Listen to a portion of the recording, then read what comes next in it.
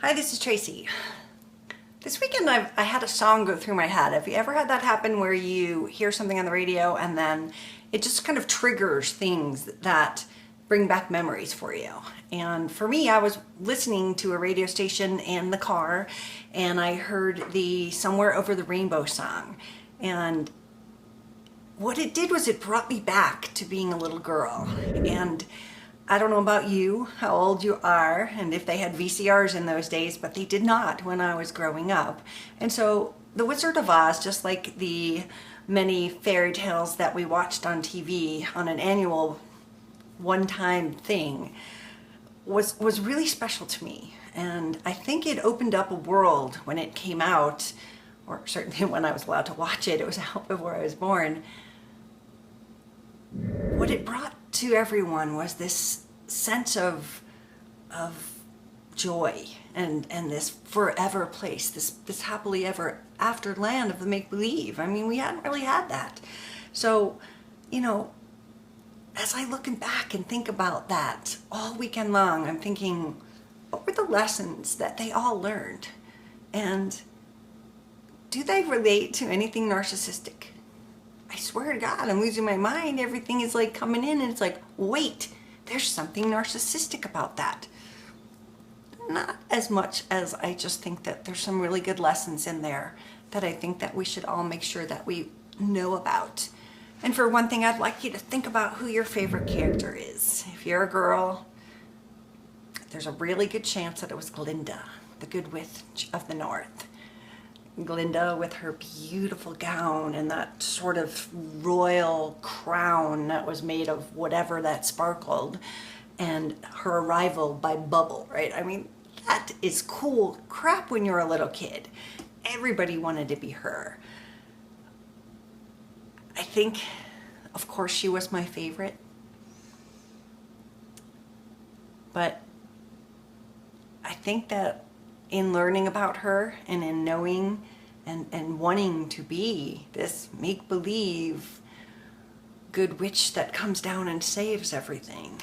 But in actuality, she never saved anybody, because all she did was be there like a friend and like a coach, or like a mentor that made sure that if she struggled along the road, that she was there for Dorothy. She never did just wiggle her nose and make her go home. She made her realize that she had the power all along. And it's that lesson that I want to talk to you about today as we deal with our narcissist abuse and our rebuilding of our life.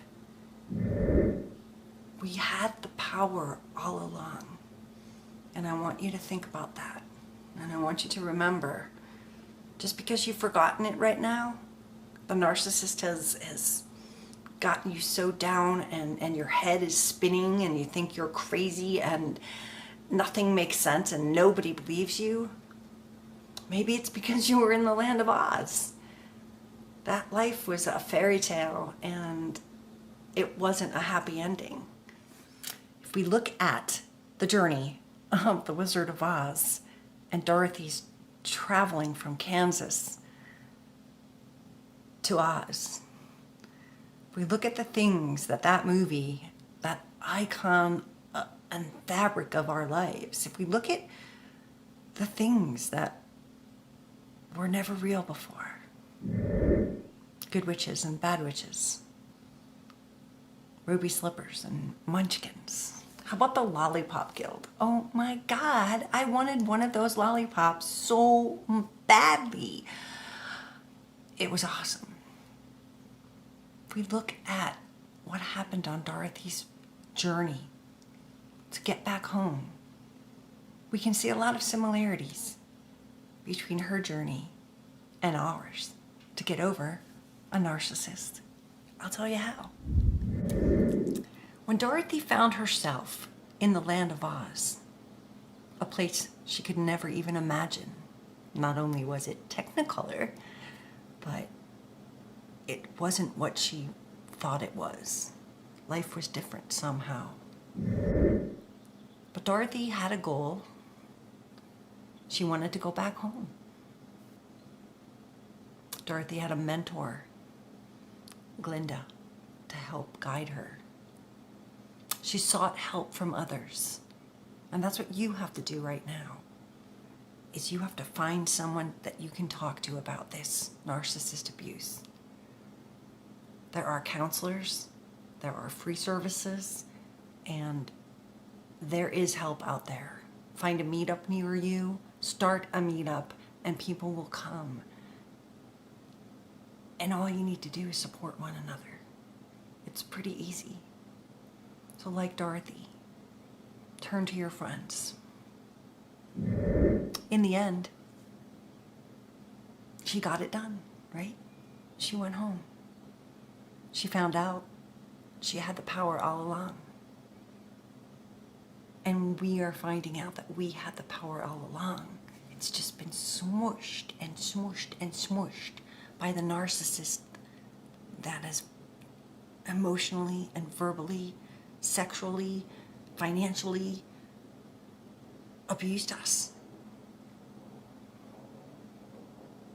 We can get it done. She was friends to everyone in the end, right? Everyone, even the monkeys liked her, the henchmen, the munchkins. She didn't come in and make enemies. She came in with hope, and it got better. If we look at the scarecrow, that's who she met next, right? If we look at the scarecrow and we think about him hanging on that hook in the crossroads, some people go this way and some people go that way. You can go either way you want, right? This is us. We're in that crossway. We can either learn about narcissist abuse and do everything that we can so that it doesn't happen again. Or we can take the path that we've always taken. I don't know about you, but I want the yellow brick road. I want to know where it goes. I want ruby slippers. And I would follow the road. The scarecrow, who thought he had no brains, was listening to old recordings. Old recordings that someone must have told him, just like we've been told things. Old recordings that just had to be reprogrammed when they buffed him. And he started to actually use his brain. You see, when you use your brain, you find out you have it. Scarecrow was willing to give his life for Dorothy. Fight the witch. Battle forces. When the witch set him on fire, Dorothy went to save him. And we're like that. We like to save people. We like to help them. And we believe that recording, that first encounter, however long it was, that our narcissists pretended that they were something that they weren't. We always held on to the dream that that person was real and they were coming back. If only we did more.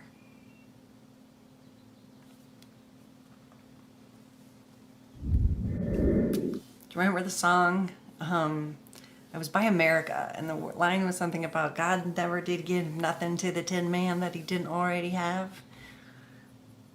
The Tin Man did have a heart. You knew that right away. As soon as those flying apple trees were throwing apples at Dorothy, the Tin Man stepped in there. And that is a sign of friendship. That is a sign of bravery.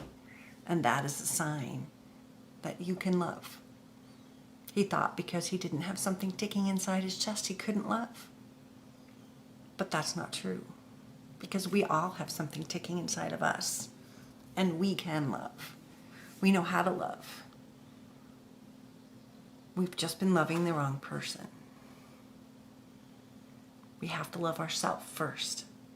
We have to set those boundaries and do not let people break them. Do not listen to their words, listen to their actions. And find your heart again. You will find it.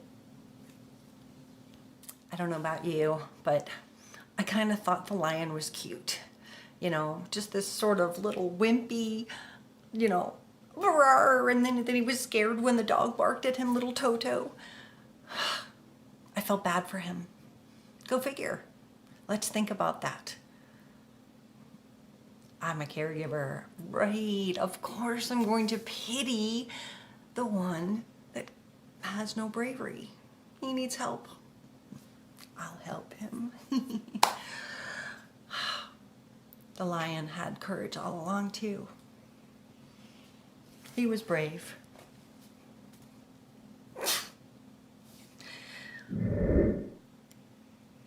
He had courage. He stood up to a witch. And he stood up for a friend. You can do that. Do you have courage? Getting over this narcissist thing? You have to reprogram your brain every single time you get sad. You remember something. You think, oh my God, we had the best time in the world. How could he do this to me? She did this, she did that. Get rid of those thoughts and be brave. Be brave for yourself. And if you can't be brave for yourself, if you've got children, be brave for them. Your children are watching how you are handling this, and they are learning about life through what they see with you right now. And you have probably just been crushed. You have probably been hurt. And there's so much damage inside of us. And yet, we need to really pull it together in front of our kids. Don't let them see this. Be brave and be strong. When you get them on the school bus, go back to bed if you need to. But be brave, like the lion. The wizard, I thought he had it good. I thought he was pretty cool. But, you know, if you think about it, he lands in this land of Oz, this magical place with green and yellow horses. And he has to go be hidden behind curtains and no one knows. It wasn't a good life. He wanted to go back to Kansas too. Don't listen to the man behind the curtain. That's our lesson there. Because you already know yourself. You can beat this. It's not easy. But if you're like me, a simple song about somewhere over the rainbow can put you into this weird narc brain and everything's sort of coming together. You have to think like that. And you'll get it. And I promise, you are so much better off without this person. Don't miss them. Just miss the person that you used to be. And find him, find her.